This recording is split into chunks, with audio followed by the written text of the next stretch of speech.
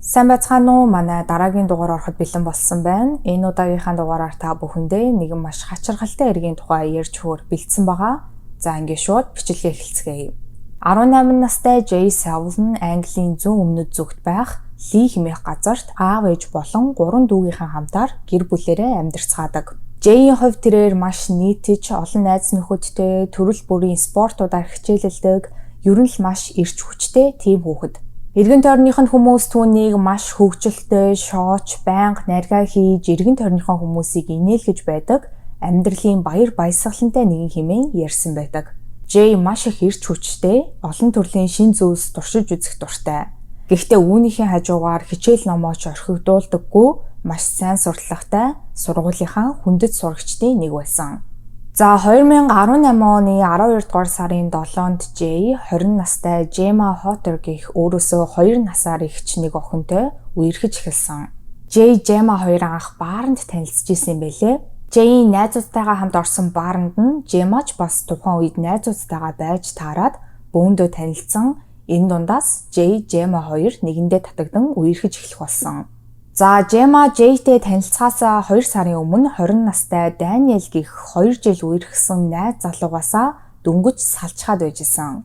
Gemma Daniel хоёр үерхэж байхдаа үргэлж хоорондоо маргалдаж муудалцдаг байсан ба байнгын салж нийлсэн нэг тийм тогтворгүй харилцаатай байсан гэж хэлж болно. Ингэж Danielтэй 2 жил үерхснийхаа дараа Gemma Danielаас бүрэн мөсөн салахаар шийдэж Danielаас салаад 2 сар болсныхоо дараа Jay-тэй танилцсан бие биедээ татагдж үерхэж эхэлсэн нь энэ байсан. Харин Daniel Gemma-гийн хүссэн шиг тийм ч амархан Gemma-гаас салчхаагүй. Анх Gemma Danielд өөрөөс нь салмаар байгаа тухайга хэлэх үед Daniel уурлан Gemma-г хэд хэдэн удаа цохиж аван өшөглөж бүр янз бүрээр сүрдүүлж хүртэл үзсэн. Gemma-гийн өөрөөс нь салах тухай шийдвэрийг Daniel маш хүндээр хүлээж авсан тул өдөр шөнөгүй Gemma руу залган Facebook руу занал хийсэн мессежүүд болон бичлэгүүдийг өдөр шөнөгүй илгээгээд байсан тул Gemma бүр Daniel-ийг Facebook дээрээ блог хүртэл хийсэн. Тэгсэн Daniel бүр Gemma-гийн гэр бүлийнхэн рүү хүртэл сүрдүүлсэн өнгө аястай мессежүүдийг бичээд Gemma-гийн амьдралаас огт алга болж өгөхгүй байсан тул Gemma Daniel-тай уулзаж түүнтэй ярилцахаар шийдсэн.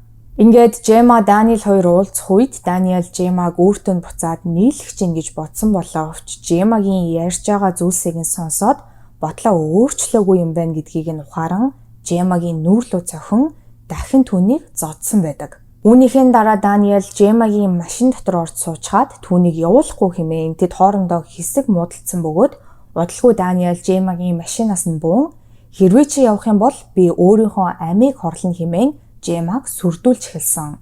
За энэ явдлаас хэд хоногийн дараа Daniel Gemma-гийн утас руу нь 10 бичлэг явуулсан бөгөөд тэрхүү бичлгүүд нь Daniel өөрийнхөө хоолойд хутга тулгачаад амиа хорлохоор оролдож байгаа ийм бичлгүүд байсан. За энэ мэтээр Daniel өөрийгөө гэмтэн өөрийнхөө амийг хорлно хэмээн Gemma-г сүрдүүлсээр Gemma-г дахин өөртөөгөө уулзахыг нь зөвшөөрүүлж чадсан. Энэ удаад Gemma машинтайгаа Daniel-ийн гэрт ирж Daniel-ийг гэрээс нь авсан ба машин дотор явж байхдаа Daniel Gemma-гийн утсыг нь үзэхээр оролдоод исэн. Мэдээж Gemma үүнийг нь зөвшөөрөөгүй. Харин Daniel энэ үед нь бүр ихээр ууралж Gemma-г өөр хүнтэй болсон юм байна хэмээн хардаж Gemma-гийн өрүүлэг булаацалдан тэд хамтдаа жижиг хэмжээний осолд орсон байдаг. Ингээд Gemma Daniel-ийн эгч Francesca руу залган Daniel-ийн эгч нь тэр хоёр дээр ирэн за та хоёр одоо ингэж болох хэрэгтэй. Ингэжээс нэг гэмтэх нь байна. Та хоёрын харилцаа чи ерөөсөө ч эрүүл зөв харилцаа биш. Та хоёр хоёулаа залуухан байна. Одоо өөр өөрсдийнхөө амьдралаар амьдрах хэрэгтэй хэмээн Gemma Daniel хоёрт хэлсэн боловч Daniel үүнийг нь огт тоогоогүй. За энэ явдлаас хэдхэн хоногийн дараа буюу 12 дугаар сарын 8-нд Daniel Gemma-г өөр найз залуутай болсон гэдгийг нь олж мэдсэн. Ингээд энэ үеэс эхлэн Daniel бүр яг л галзуу хүн шиг аашилж эхэлсэн байдаг. Түүний өмнө нь Gemma-д хэлжсэн үгс түүнийг сүрдүүлжсэн сүрдүүлэг зэрэг нь яг үнэндээ юу ч биш. Daniel-ийн жинхэнэ аимшигтай төрөх энэ үед л ил гарч ирсэн гэж хэлж болно. Daniel Gemma-г өөр найз залуутай болсон гэдгийг мэдээд эхэндээ Gemma руу хайрын үгтэй урт зурус бичин чин найз залуугаасаа салан өөртөө нь буцаж нийлхийг гуйж исэн. Харин энэ бүхнийх нь хариуд Gemma татгалцаар байсан бөгөөд Danielд хайргүй болсон талаараа өөрт нь хэлэх үед Daniel тэр дороо 180 градус өөрчлөгдөж Жема руу сүрдүүлсэн, доромжилсан өнгө аястай зурвас болон дууд шуданг өдөрт хэдэн зуугаар нь илгээх болсон. Даниэл зөвхөн Жемаг сүрдүүлээ зогсохгүй найз залуу Жэйг нь за бүр цаашлаад гэр бүлийнхнийг нь хүртэл оролцуулан занал хийх болсон. За Даниэлийн Жема руу бичсэн зарим зурвасуудаас нь унших юм бол Жема би наад залуугийн чинь толгойд нь сум зооно. Би бүх зүйлээрээ андгаалъя. Наад залуу чинь удахгүй үхэх болно. Би наад залуугийн чинь гэрт нь явж ороод гал тавина. Дараа нь үхтэл нь хутгалах болно. Би чамд дүү нарынхаа амьдралаар тангаргалчихъя. Чи наад залуугаа үхэж байгааг нь хараад өөрийгөө үзэн ядаж амьдрах болно. Хэн нэг нь заавал үхэх ёстой. Тэгээд ч болоогүй би танай гэрлөө бүр чам руу 30 хар залуу явуулах болно гэх мэт галзуу солиотой нь мэддэхгүй хэдэн зуун иймэрхүү зурвасуудыг бүхэл бүтэн 2 хоногийн турш Жема руу тасралтгүй илгээсэн байдаг. Харин Жема энэхүү зурвасуудад нь огт хариу өгөхгүй байж байгаа сүулдэ тэсвэр алдан чамаас айх юм юусоо алга. Чамайг ингэж байгааг ч Жэй мэдэхгүй. Би угаасаа Жэйд хэлж өөрсдийн харилцаагаа чамаар сүйтгэхгүй хэмээн хариу бичсэн.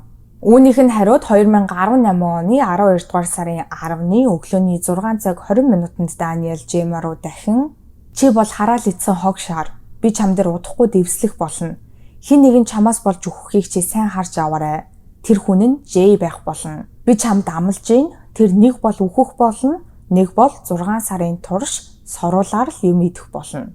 Хэмээн бичсэн байдаг. За Жема энэхүү зурвасыг нь уншсныхаа дараа ээжтэй хэлж ээжтэйгээ яах талаараа зөвлөлдсөн ба Жемагийн ээж нь Жемад Даниэлийн ямар ч зурвасанд хариу битгий бич зүгээр л тоохгүй ойрх.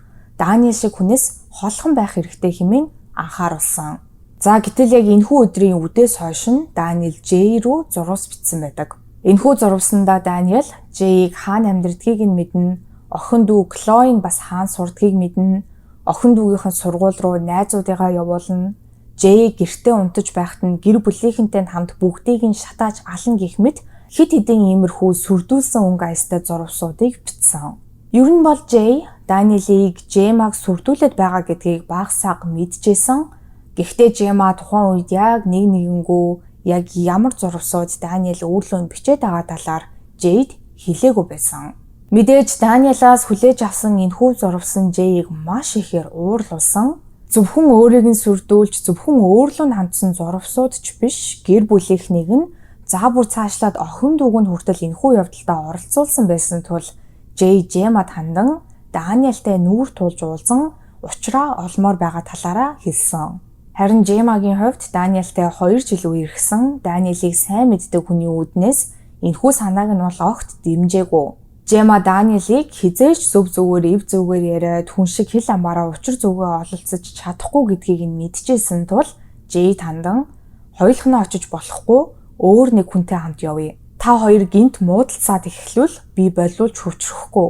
Тийм болохоор та хоёрыг муудалцаад эхлэх юм бол зогсоож чадхаар хүн хэрэгтэй хэмээн хэлснээр Жэйийн найз Чарли тэдэнтэй хамт явхаар болсон.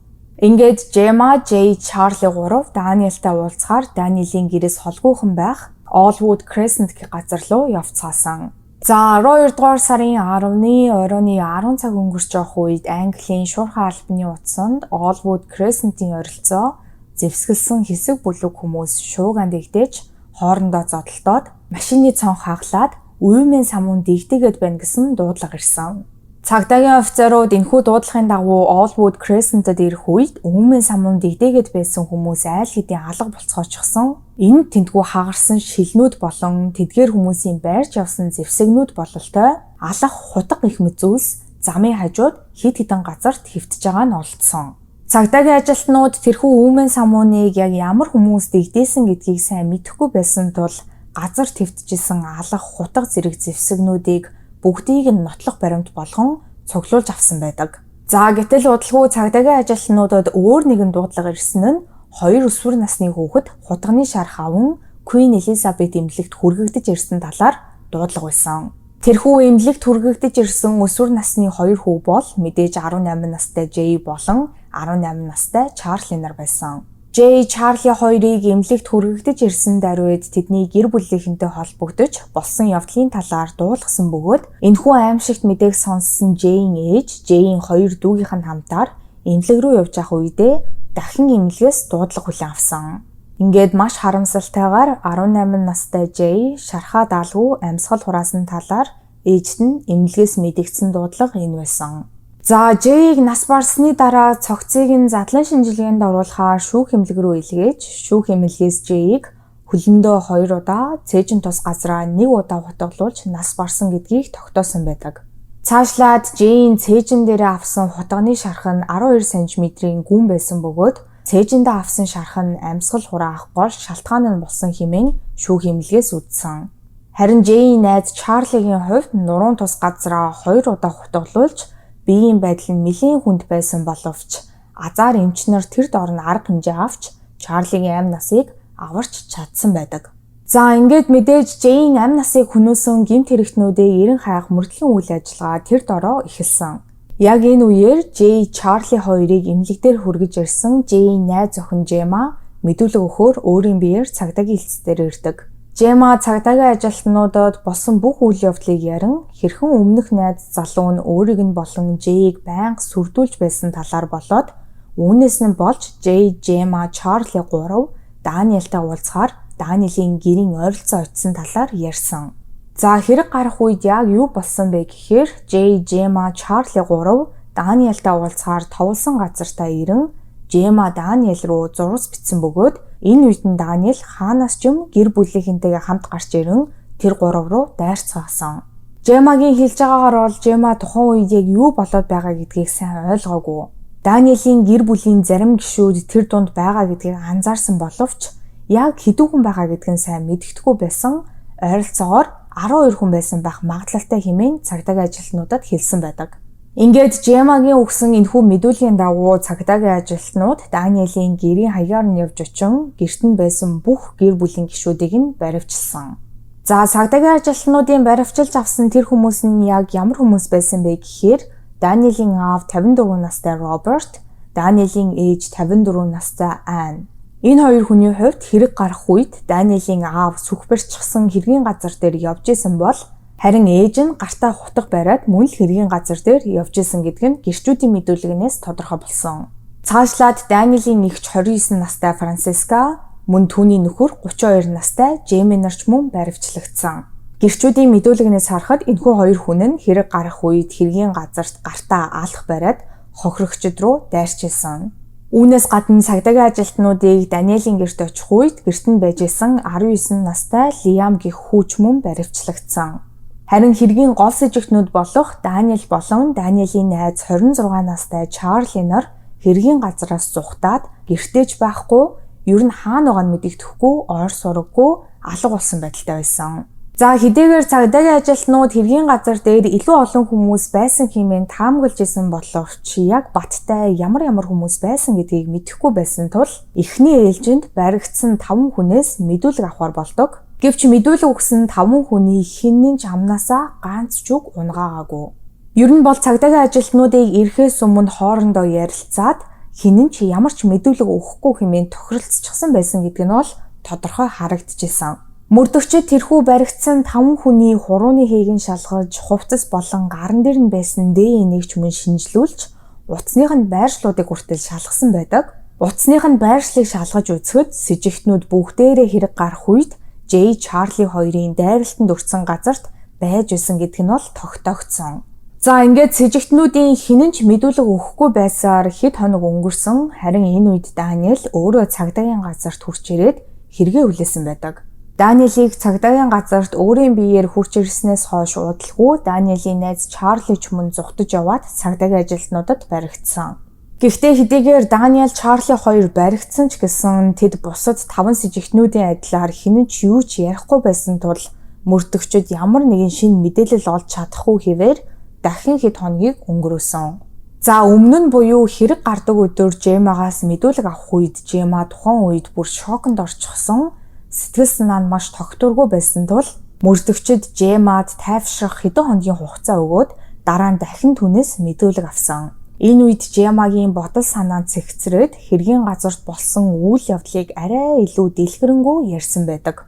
Тэгэхээр хэрэг гарсан өдөр Gemma, Jay, Charlie 3 Gemma-гийн машинтай нь Daniel-тай уулзах газараа ирэн машинаасаа бууцгаасан. Ингээд Gemma Daniel руу ирчихсэн байгаа гэдгийг мэдэгдэн мессеж бичсэн ба төд бодлого Даниэл хэдэн хүмүүсийн хамтаар тэдэн рүү гүн ирж байгаа нь харагдсан. Жема эхэндээ Даниэлтэй хамт тэдэн рүү дайрч байгаа хүмүүсийг таниагүй боловч удалгүй Даниэлийн гэр бүлийн гишүүд байна гэдгийг ойлгосон. Ингээд Жема Даниэлийн ээж Аан руу явж очин гэр бүлийнхнийгээ зогсоогоод өгөх чимээ гуйсан боловч Аан Жемаг сонсох нь удахгүй бүр газарт хавираад унгаачихсан. Энэ үед Жэй Чарли хоёр Жемагийн машин дотор орон дотроос нь түгжиж амьдсан боловч Даниэлийн гэр бүлийнхэн Жемагийн машиныхын цонхыг хаглан нэгэн Жэйг 3 удаа хутгалсан. Цаашлаад бидний мэдж байгаачлан Жэйийн найз Чарли ч мөн нуруунд тус газраа хутгалуулсан. Ингээд Даниэл болон Даниэлийн гэр бүлийнхэн тэднийг орхиод цааш зүхсэн ба Жемаг газраас босон машинаас шууд эмнэлэг рүү явсан. За ер нь бол хэргийн газарт болсон үйл явдлын ерөнхий зураг нь нэг иймэрхүү. Гэхдээ 7 сэжигтний хинэн ч Жэйг хутгалаагүй хэмээн мэлцэжсэн. Тэр удаа хинэн Жэйг хутгалсан гэдгийг хинэн ч хараагүй хэмээн энэ талаар мэдүүлэг огт өгөөгүй байдаг. За ингээд 2020 оны 1-р сард Жэйн амь насыг хөнөөсөн гэх 7 сэжигтний шүүх хурал албан ёсоор эхэлсэн. Энэхүү шүүх хурал нь маш хэцүү, гол хэрэгтэнгийн олж тогтооход бараг боломжгүй тийм холион бантан шиг шүүх хурал болж өндөрлсөн. 7 сэжигт нь долуулаа Жэйг хутгалаагүй гэх өөрсдийгөө хамгаалсан мэдүүлгийг өгцгөөсөн байдаг. Жема болон Жэйн найз Даниэл хоёр ч мөн тэрхүү 7 хүний яг хинэн Жэйн амь насыг хөнөөсөн гэдгийг нь бас мэдэхгүй байсан. Яг болсон үйл явдлаар нь дүгнж үзээд мөрдөгчдийн гаргасан таамаглал бол байгаа. Хэрэг гарах үед Даниэлийн ээж Аан гартаа хутга бариад явж исэн боловч тухайн үед тэрээр Жематай зууралтаад Жемаг газарт дараад байж исэн тул Аан Жэйг хутгалсан байх боломжгүй. Цаашлаад хэрэг гарах үед Даниэлийн аав нь гартаа сүх барьчихсан. Даниэлийн эгч хүргэн ах үеэл 3 нь гартаа алах бариад явж исэн тул эдгээр 4 хүмүүс Жэйг хутгалаагүй байх магадлалтай. Тэгэхээр Даниэл болон Даниэлийн найз Чарли нар тунж үлдэж байгаа. Гэхдээ тэднийг Жэйг хутгалсан гэх яг баттай нотлох баримт болон нүдээр харсан гэрч огт байхгүй. За ингээд эдгээр этгээдүүдийн эцсийн шүүх хурал болж шүүгчид бүхэл бүтэн 56 цаг хуралдсны эцэст Чарлигийн ээж 54 настай Аан 7 жил 6 сар хоригдох ялаар, Даниэлийн аав 54 настай Роберт 14 жилийн хоригдох ялаар, Даниэлийн найз 26 настай Чарли 16 жил хоригдох ялаар, Даниэлийн үеэл 19 настай Лиам 3 жилийн хоригдох ялаар, Даниэлийн эгч Франциско 1 жилийн хоригдох ялаар, харин Даниэлийн хүргэн ах Жейми 1 жил 8 сарын хоригдох ялаар тус шийтгүүлсэн бол харин Даниэлийн хувьд тэрээр Жэйн үхэлд гин буруутай хэмээн тооцогдож уртаас төлөвлөсөн 1-р зэргийн хүн амны гэмт хэргээр 20 жилийн дараа давж заалдах хэрэгтэйгээр насаараа хоригдох ялаар шийтгүүлсэн. За энэ хэрэг бол үнэхээр хачирхалтай. Яагаад гэдэг асуултаар дүүрэн ийм хэрэг байсан. 20 настай бүр төлөвшөж амжаагүй хүүхэд нь өмнөх найз охиныхоо найз залууг нь гэмтээж бүр амь насыг нь хөнөөхөр оролдож төлөвлөж байх үед түүний эцэг эх нь түүнийг зогсоох нь удахгүй энэ гэмт хэрэгт хүүдээ туслан бүр гар бие оролцсон. Цаашлаад Даниэлийн эгч бүр хүргэн ах нь хүртэл түүнд хүн амны гэмт хэрэг үлдэхт нь тусалсан. Ингээд Даниэлийн тэнэглэлээс нь болж өөрөөс нь гадна түүний хамгийн дотны 6 хүн нь бүгдээрээ ял сонссон. Сэжигтнүүдийн хинэн ч энэ талаар ам нээхгүй байсан тул яг яагаад Даниэлийг зогсоож, ухааруулж ярилцахын оронд хүн амны гэмт хэрэг үлдэхт нь гэр бүлэрээ бүгд дуу нэгтэйгээр тусалсан бэ гэдэг энэхүү асуулт ямар ч хариултгүйгээр үлдсэн ийм нэг хачирхалтай хэрэг байсан. Та бүхэн маань бас энэ хэргийн талаар юу гэж бодож ийн өөрийн хувийн бодлоо доор сэтгэл хэсэгт үлдээж бусадтайгаа мөн хуваалцаарай. Ингээд энэ удаагийн бичлэг маань энэ түрээ дуусж байна. Миний оруулдаг бичлэгнүүд таалагддаг бол лайка дараарай, subscribe дараарай.